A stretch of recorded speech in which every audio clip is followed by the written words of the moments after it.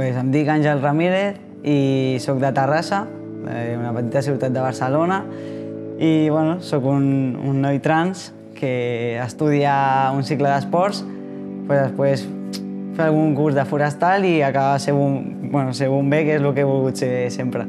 Soy Regina Zoe Magallón Medina, soy mexicana, soy defensora de los derechos de las personas trans en la Ciudad de México. En la actualidad me dedico al activismo en defensa de las personas trans, a luchar para que sean visibles en lo que es en mi estado.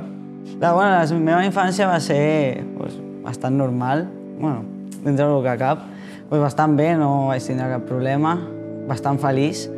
Mi infancia fue muy buena, tuve lo mejor de la vida, mis papás eran maestros y pues siempre tuve los mejores lujos, todo. Nunca tuve una infancia de carencia ni nada. Una educació bona dels meus pares i amb un entorn dels amics molt guai. Porto amics de tota la vida també i he après molt, tant en entorn familiar com en entorn escolar i d'amics. Pero sí tuve un poquito de rechazo en cuestión de mi padre cuando yo empecé a notar un poquito más que mi cuerpo era diferente. Sí, el meu trànsit ha sigut molt fàcil, per exemple, a comparació de molta altra gent. Jo estic molt feliç. Yo desde que tenía 4 años empecé a sentir que mi cuerpo era diferente y pues obviamente por razones de mi padre no pude darme a una transición correcta como yo hubiera querido desde que tenía 15 años.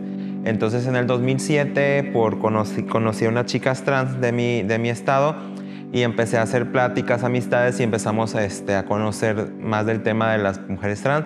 Y entonces por primera vez me he visto de mujer y salgo a la luz pública en un certamen de belleza y de ahí me empezó a gustar y empecé a sentir la necesidad de salir yo a la luz cada día. Entonces ya en el 2008 empiezo una transición hormonal sin un médico, sin nada, porque es común que entre la comunidad trans, entre mujeres, nos digamos qué hormonas te hace cuerpo, qué hormonas te hace piel, qué hormonas te hace bonita. Un pilar molt fundamental va ser la meva parella, que va ser la primera persona a la meva vida que em va preguntar sobre el canvi de sexe i si jo em sentia còmoda i tot, que ella ha sigut el meu impuls a seguir cap endavant i a canviar i a ser qui jo vull realment ser. En el 2011 decido salir a la luz, enfrentar a la sociedad y para primero tuve que enfrentar a mi padre, que mi padre es una persona que viene de una familia machista, enfrentar a mi hermano también que está educado con la misma ideología que mi padre. I entorn familiar, la meva mare i els meus avis superbé, ho han respectat molt, aunque a vegades no ho entenen. Y en ese momento me doy cuenta que yo en ese momento tenía muchas amistades. Al momento de yo decir, quiero ser Regina, me aceptaban, entre comillas. Pero cuando yo hice mi cambio de identidad y les empecé a decir que yo ya me llamaba legalmente Regina, se me apartaron. I en canvi, per exemple, el meu pare no ho entenc i tampoc ho ha volgut respectar i no ha volgut saber res més de mi. Solamente 2 personas estuvieron a mi lado que son mis mejores amigas. Yo en el 2015 hago mi cambio de identidad en la Ciudad de México y cuando empiezo mi lucha dentro de mi estado, a mí me tocó la mayor cantidad de golpes porque mi estado no estaba preparado para hacer una aprobación de una ley, ni siquiera aceptar una ley federal que ya estaba propuesta. Va ser fa poc el meu aniversari i van fer una recolecta per la meva operació de pit i jo veig que gent que no pensava que m'apoyaria, he vist que ho accepta totalment i...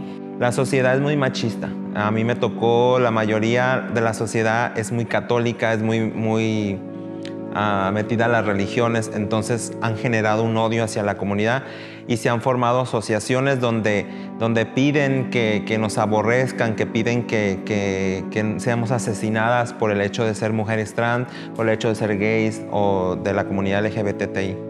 Sí que hi ha hagut moments que, per exemple, en el moment que m'han dit ensenya'm el DNI, jo he ensenyat el DNI, clar, jo tinc un DNI amb aspecte més femení. Llavors m'han dit, no, no, no. Yo soy abogada y a mí me costó muchísimo trabajo.